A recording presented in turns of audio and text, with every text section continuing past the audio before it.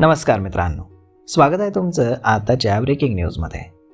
मित्रांनो, तुम्हाला तर माहितीच असेल की दिवसेंदिवस सर्व कामं ही ऑनलाईन होत चालली आहेत.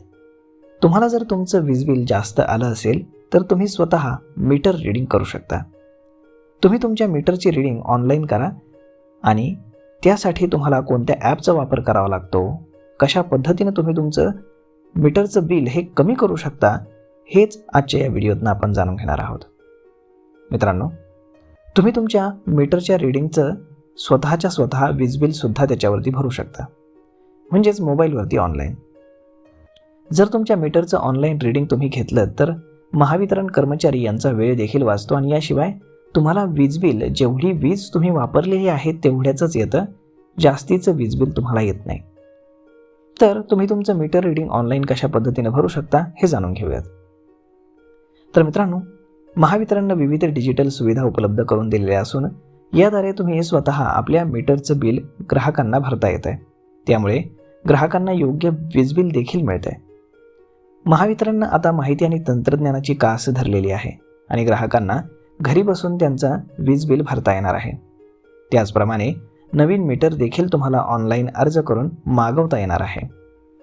तर मग यासाठी तुम्हाला महावितरण हे ॲप प्ले स्टोअरमधनं डाउनलोड करायचं आहे.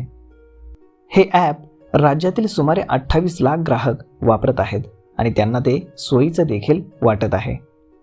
याद्वारे ऑनलाईन वीज बिल भरणं, स्वतःचं मीटर रीडिंग नोंदवणं, नवीन वीज जोडणी घेण्यासाठी महावितरणला अर्ज करणं, अशा विविध सुविधा तुम्ही या ॲप्लिकेशनच्या माध्यमातून मिळवू शकता.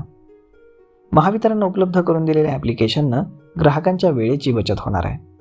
महावितरण कार्यालयामध्ये तुम्हाला चक्रा मारण्याची बिलकुल आवश्यकता नाही.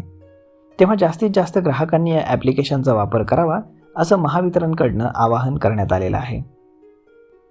या ॲप्लिकेशनच्या माध्यमातून तुम्ही तुमचं वीज बिल ऑनलाईन भरू शकता आणि त्याचं रीडिंग देखील ऑनलाईन भरू शकता. यामुळे तुम्हाला अगदी व्यवस्थित वीज बिल येईल आणि कुठल्याही प्रकारची चूक तुमच्या या वीज बिलामध्ये नसेल.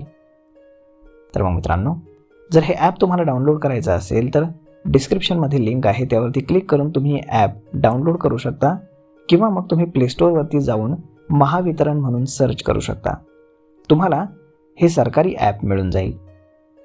तर मग मित्रांनो, हा व्हिडिओ, ही माहिती तुम्हाला कशी वाटली हे तुम्ही आम्हाला कमेंट करून नक्कीच सांगा. आणि जर आवडली असेल तर आपल्या जवळच्या मित्रमंडळींसोबत देखील हा व्हिडिओ तुम्ही शेअर करायला विसरू नका. धन्यवाद.